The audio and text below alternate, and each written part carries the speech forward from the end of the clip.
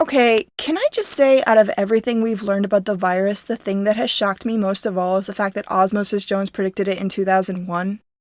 Seriously! Don't believe me? Check this out. Get to work! This is your big plan? A sore throat? A stuffy nose? People are just gonna think a common cold. Until I make my move. That's precisely what I want them to think. Now, I'm not saying this changes anything, Osmosis Jones. You know what you did. What? There's a very cute picture of her, though. But that is creepy.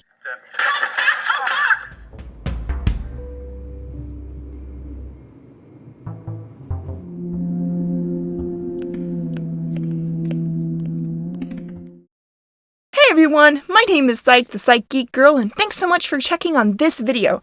If you are new here and you like this kind of psychoanalysis thing, please be sure to like, share, and subscribe because I do a lot of that. Now that I have appeased the YouTube overlords, let's talk this virus, which, because I don't want to lose my baby channel on its first official video, I will call it the virus that shall not be named.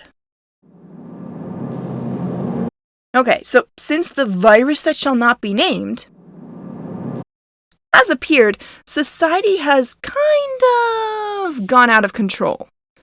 Between people not being able to work or working from home or being quarantined, it's a scary time. But I'm not here to talk about the scary time. No. I'm here to talk toilet paper.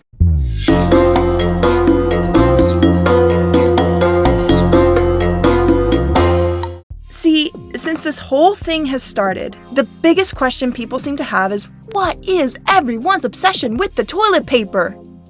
Why are they focusing on gathering as much as they can, and what's with the fighting?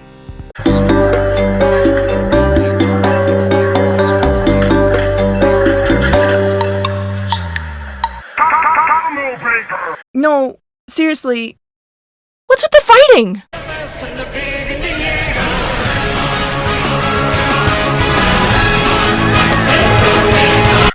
Yikes. Now, I don't have a lot of answers about the virus. I'm not a doctor after all. But I am a psych, and I might be able to help with that question about the toilet paper. Believe it or not, there is a psychological reason that toilet paper is what was the first thing taken during this pandemic. And yes, there is a psychological reason that people are fighting over it. When this virus that shall not be named showed up, people didn't quite know how to respond. Some called it a hoax, others called it the apocalypse, and some called it the natural pattern of science and adaptation, but no one quite knew how to handle it.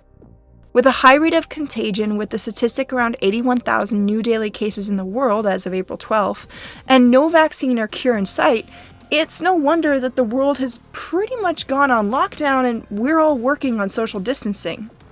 Everyone is anxious and fearful of the virus that shall not be named. And honestly, they kind of have a right to be.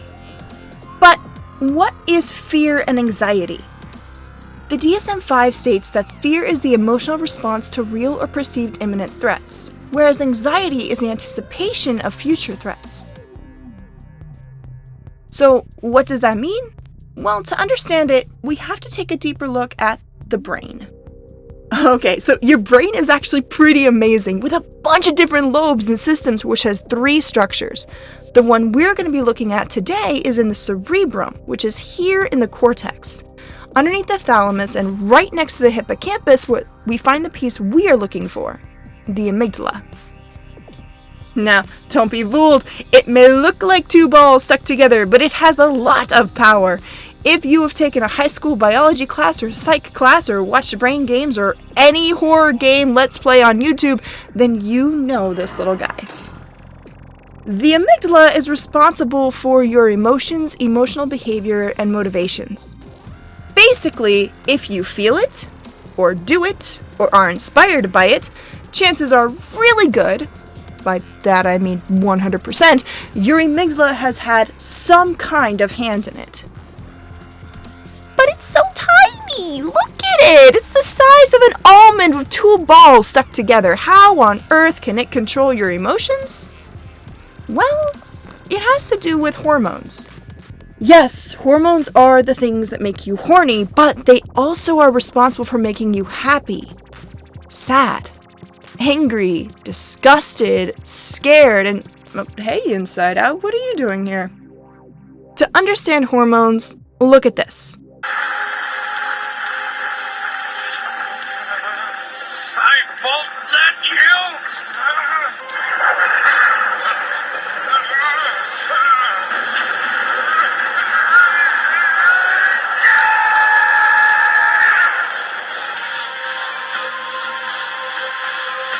Okay. What looks like a Saiyan about to go super and yelling for 9 episodes in Dragon Ball Z in our world is actually a buildup of a hormone called epinephrine, or more commonly known as adrenaline. This hormone directly affects anger and has other effects on other emotions. Keep that in mind. Adrenaline gives you the ability to push past your normal limitations and do, well, this.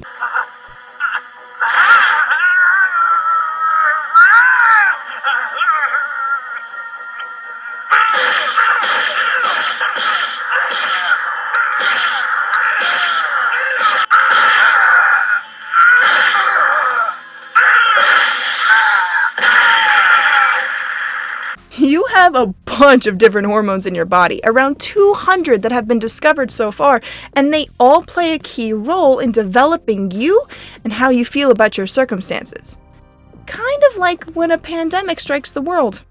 So your hormones control you, and your amygdala releases the signal for those hormones. But how does that have to do with everyone buying up all the Charmin in Walmart and RKOing those that get in their way? Well, it has to do with the response of that fear. See, when something happens that scares someone, the amygdala has this really great tool it uses where it kind of takes over for a few seconds in order to protect its host, i.e. you. Now, hang on. It doesn't actually take over, it more has an automatic response to whatever it is that it feels is a threat. W.B. Cannon in 1915 called this response the fight or flight response. Let me give you an example of this.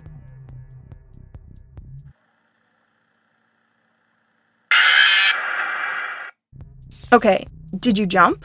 Maybe scream? Maybe you are now angry at me for this because I didn't give the forewarned trigger warning? Congratulations! You have just experienced your amygdala at work! Now, let me ask you something. Could you control your response? Did you even know it happened?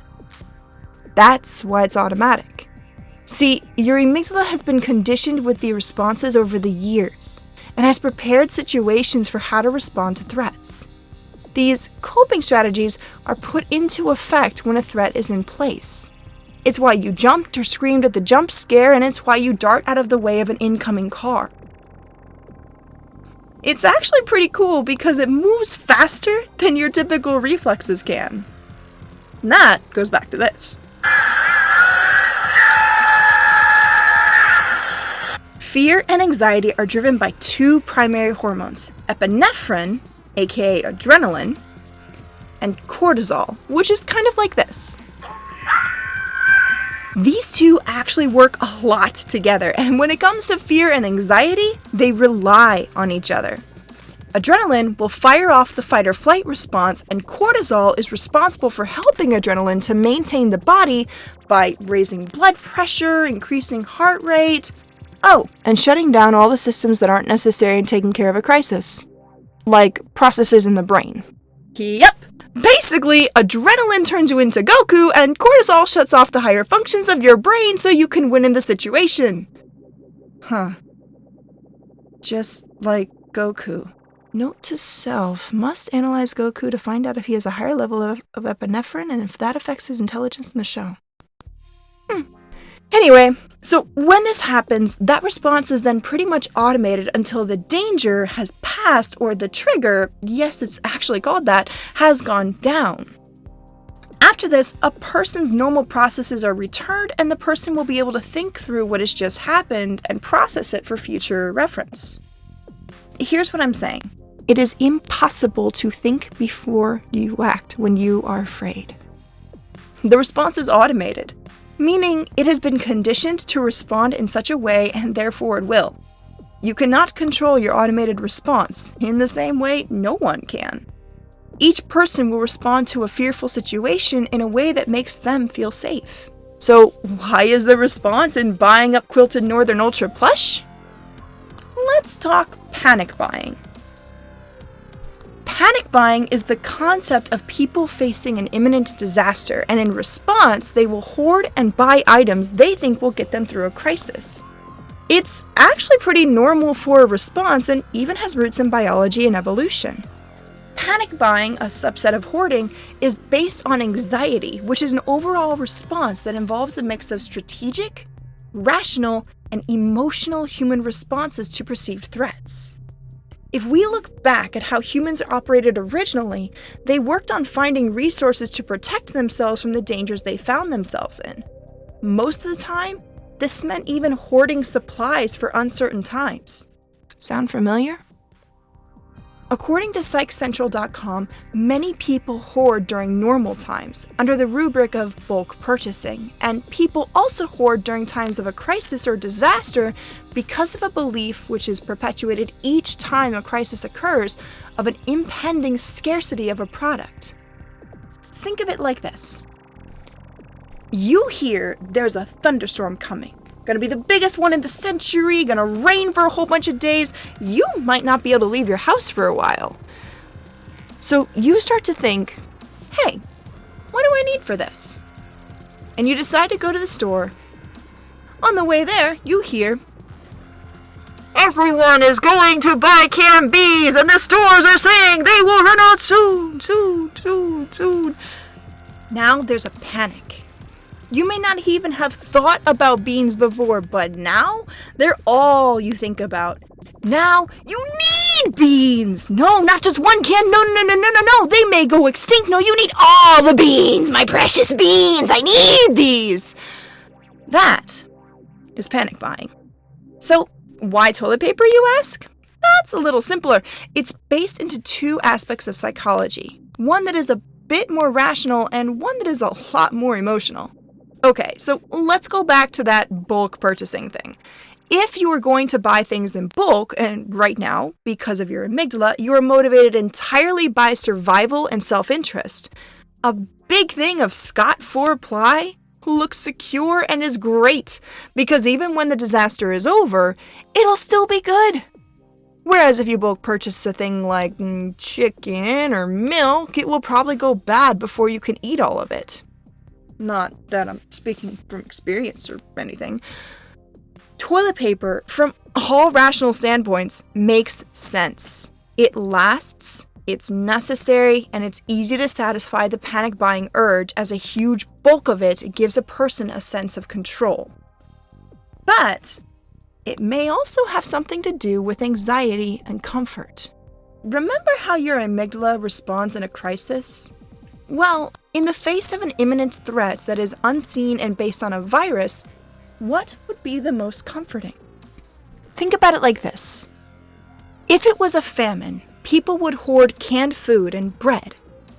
If it was a flood, we would see an influx of people hoarding for blankets and first aid kits, and it's also why people would do anything they have to get to higher ground. We have to get higher.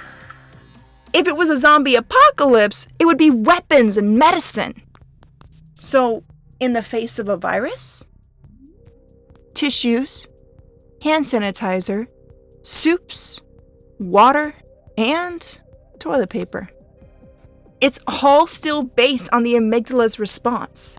We have been conditioned to respond to a virus by getting fluids, rest, and making lots and lots of trips to the bathroom. When I find myself with the flu, I take a couple of rolls of toilet paper that I can sneeze into and cry for my misery. At that time, I don't care if it's the only rolls left. I don't care that anyone else may need it. In my mind, I need it for my survival, and more importantly, it gives me comfort because I feel like I'm handling the situation, even when in reality, I have no control over it. Now, in the same way I respond like this when I am sick, everyone is responding this way because the world right now is sick. Everyone is scared. Everyone is anxious. We all just want a bit of control and comfort. So, that's it? Just blame the amygdala and prepare to throw down for the last pack of screen essentials because that's literally all that's left? Well, not quite. The amygdala responds in a way that it has been taught to. Let's go back to that example previously. So, what happened this time? Did you jump? Maybe expect it? Did you jump but then laugh? Maybe get irritated and roll your eyes? What changed? Well, your reaction did.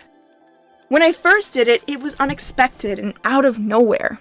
But now that you've seen it once and survived, it's not going to have the same effect. Think of the Let's Players for the horror games. After a while, they stop responding, right? Have the horrors stopped being scary? Not at all. When anyone else would walk in, they would respond the same way, jump, scream, etc. But what changed is that they expected it, and that they learned how to handle it. Fears stop being scary when they stop coming at you unexpectedly. The term for this is desensitization. It's the sensation of stopping the knee-jerk reaction of the amygdala as you teach it that this is not a threat, or that there's a different way to respond to that threat. It's how you conquered your fear of the dark, or the fear of the monsters in the closet, or the fear of leaving your parents. Now, this doesn't work for everyone, and everyone has different responses to fear and triggers, which are completely valid and okay. Sometimes trauma is just too much, and it may take a long time to get over the fear, but the teaching of the amygdala works in a crisis just as well as it works on a fear or phobia. So, how do we conquer the anxiety of the virus that shall not be named? First, we recognize the fear and acknowledge it. Only a fool pretends that they are not afraid when they are. Rather than alleviating the fear, it tends to amplify it. Think about it. It's kind of like if someone told you to ignore the purple elephant. You do not see the purple elephant.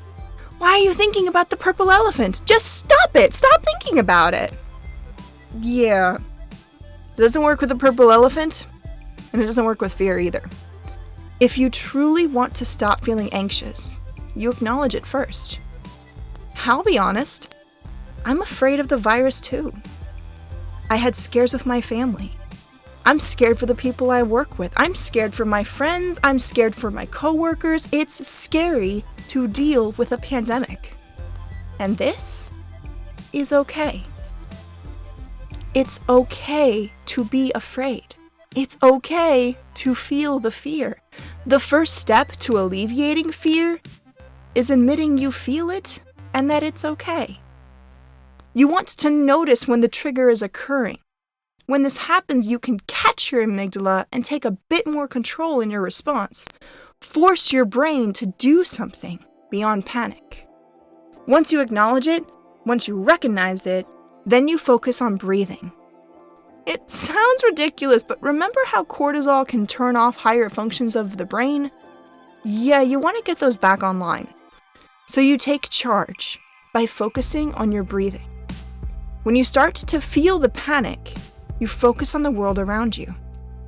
Find 3 things you can focus directly on. Maybe that's a person who's with you.